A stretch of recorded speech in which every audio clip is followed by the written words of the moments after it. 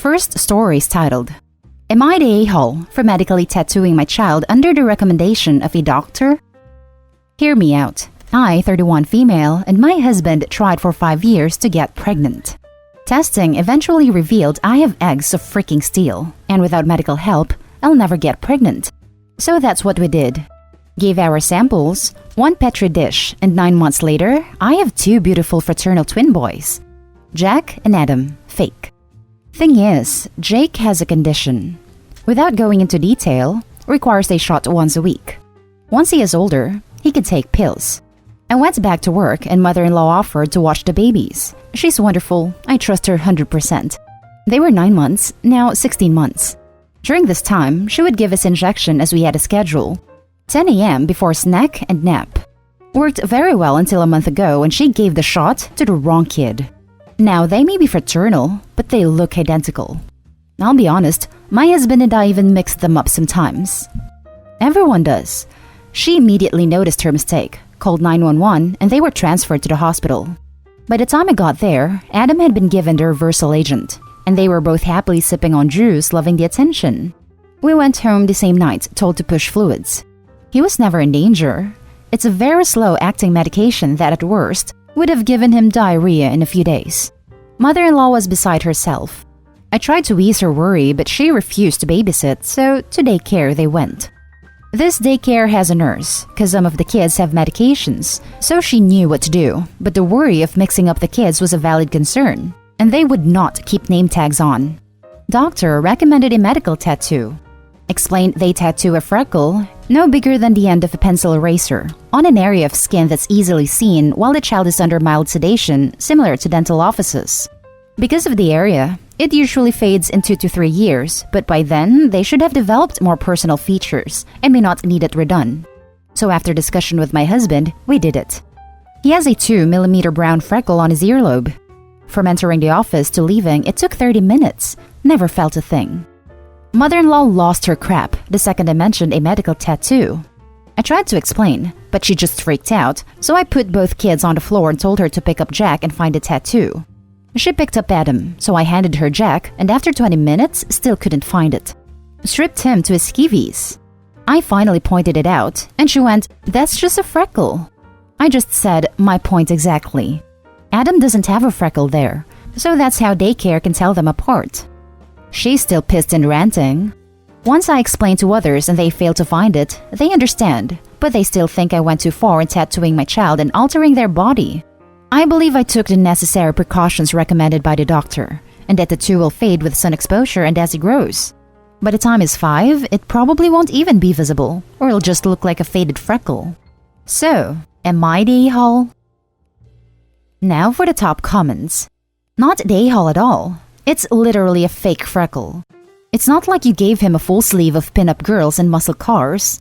Also, it's to make it harder to accidentally end him or his brother. You made the right call. Although now I'm kinda curious to see a toddler with that sleeve. Not the a-hole. Not the a-hole. You took the recommendation from a medical professional and made a decision with your spouse for the safety of your child. Absolutely nothing wrong with that, especially for something so small. Medical procedure recommended and performed by a medical professional. That's really all I need. Not the a-hole. Not the a-hole. The tattoo is for the safety of both children. It's a medical tattoo, just like they do for radiation treatments. Exactly. I have 3 tiny freckles tattooed from getting radiation and they're not a big deal. Hurts like hell because they're on my ribs. And I forget I even have them.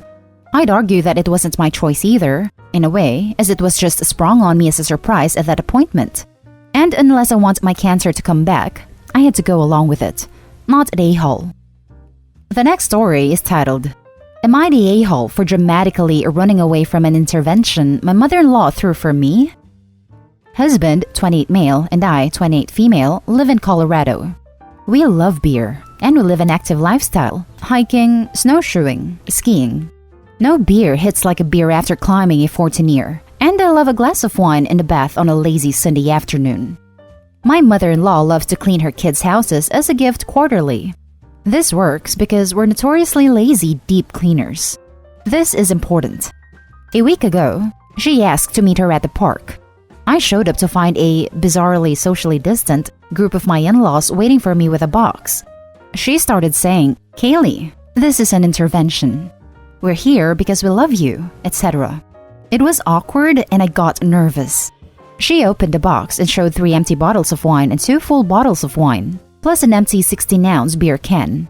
She looked at me pityingly and said, "Sweetie, I found your stash. I know you have a drinking problem." I was caught off guard and looked at the pile and it clicked. A few months ago, the bathroom sink backed up and we were rushing around trying to clear things for the plumbers to take care of it. I must have shoved my empty wine bottles in a shower beer can in my closet. The full bottles were purposely hidden because they were going to be Christmas gifts for my husband. I tried explaining everything and she put her hand on my shoulder and said, "I know it's hard to accept you have a problem, but everyone here is here because we love you.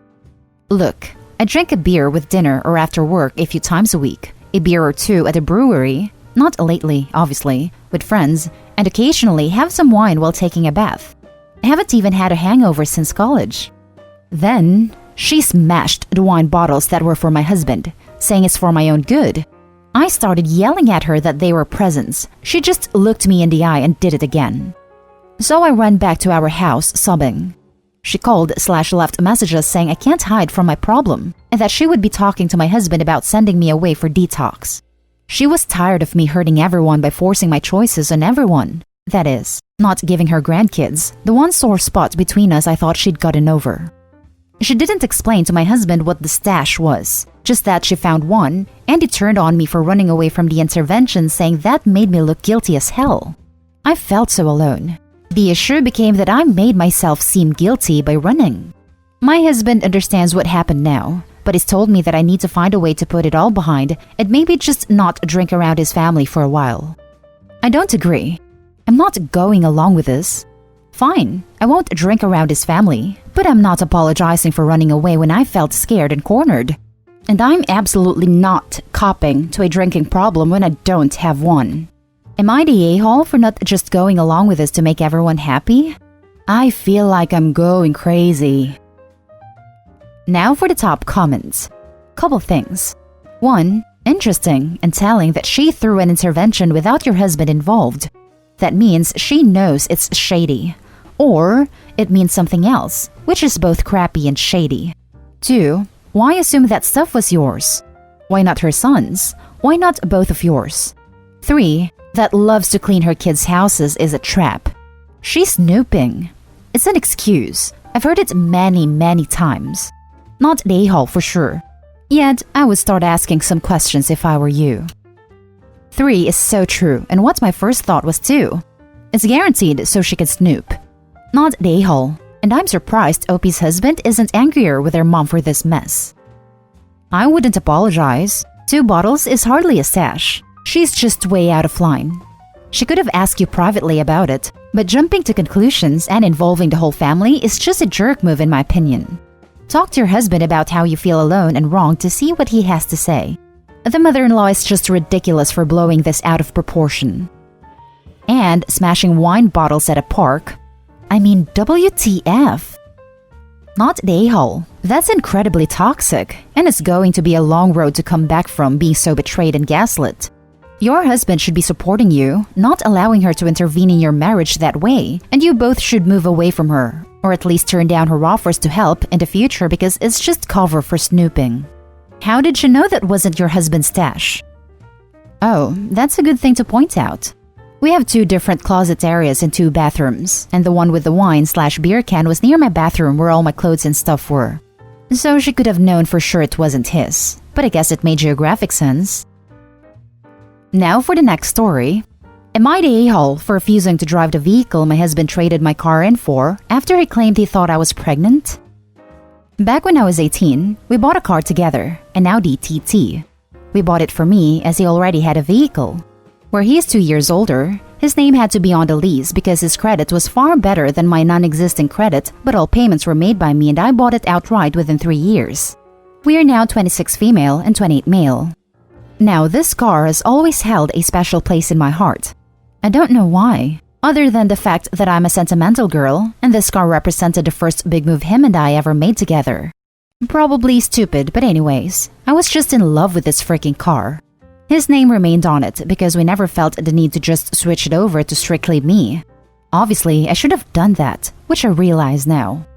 For 2 years, he has been harping on me about trading my car in for a family vehicle. We both want kids, though trying for any has never been discussed. So I always carried the same tune about it. When I get pregnant, I will trade in the car or just get a new vehicle and store my car in our unused garage. 3 weeks ago, we were trying out a new strain of edibles, and it quite literally knocked us on our butt.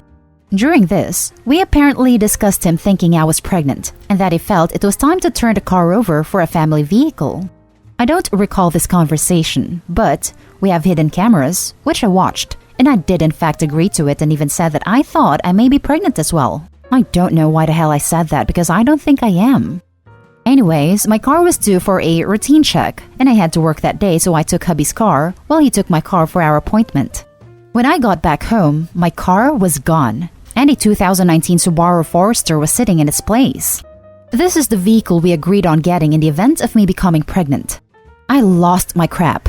Hubby is all excited and showing me the car, and yes, it's freaking nice, but he still traded in my car over one discussion we had while we were messed up and hardly verbal. I told him I won't drive it, that I was disgusted that he took that one moment and applied it without discussing it further with me. He says I'm being an a-hole because I already agreed. Am I the a-hole?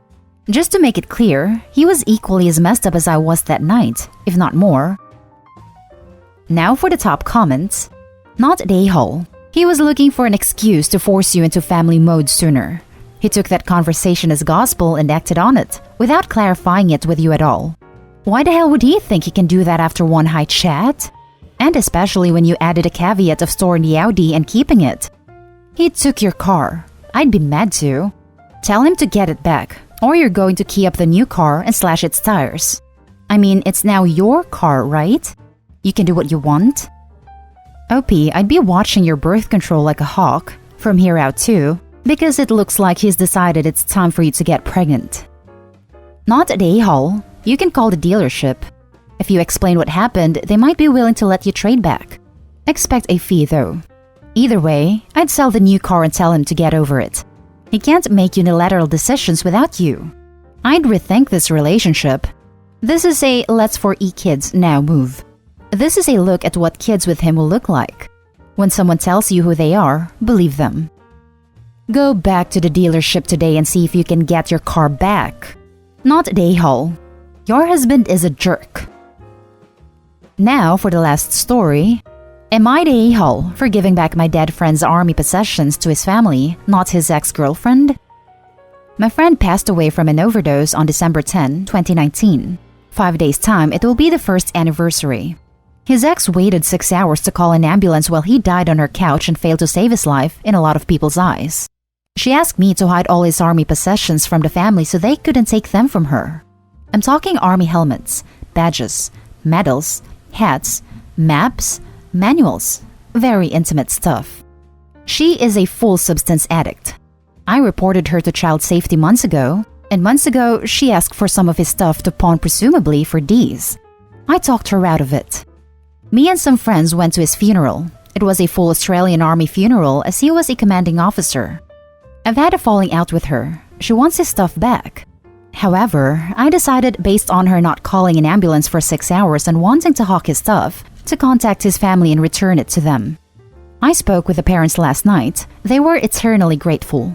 They cried. They said they thought we'd never see this stuff again. I cried with them and for them. I feel bad for not giving her back his possessions, but don't feel like she deserves them. Edit. The brother came this morning and collected the belongings. Now for the top comments. Not the a-hole. I don't know how Australia's laws work, but for my country, a girlfriend isn't entitled to a single possession of a deceased boyfriend. Girlfriends here aren't entitled to property unless it is a de facto couple where the girlfriend can get property that was shared. So as a bottom line, no, she wouldn't have a claim to the boyfriend's army gear. Not the a-hole. Did he even will anything to her? The family members are his heirs. They should have his things. They also have a lot more sentimental attachment to the items than someone who wants to pawn them. No will was written, But the conversation I had with the parents last night is that my friend wanted his possessions put into an army museum. And that's the end of this video, folks. As always, leave a comment and hit like and subscribe. And if you want more of this content, turn your notification on to get updated on the latest videos. And I'll catch you with the next one. Stay safe.